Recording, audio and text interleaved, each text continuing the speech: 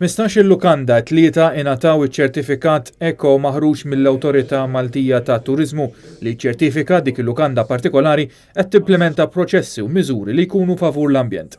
Miżuri bħal l-użu ta' karta riċiklabbli li jkunu aktar effiċjenti fil-konsum tal-ilma u tal-enerġija elettrika huma fost is-sensiela ta' miżuri li waslu biex il-lukanda tingħata l-Eco Certification.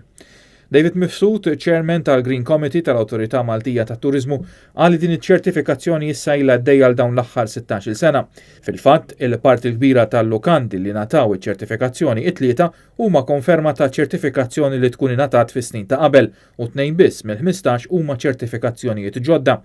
Iċ-ċertifikazzjoni tinkiseb wara li l-lukanda tkun għaddiet minn proċess ta' audit fejn iridu jiġu sodisfatti numru ta' kriterji mandatorji u oħrajn li huma ta' natura volontarja li madankollu itejbu r-riżultat aħħari ta' dan l-audit.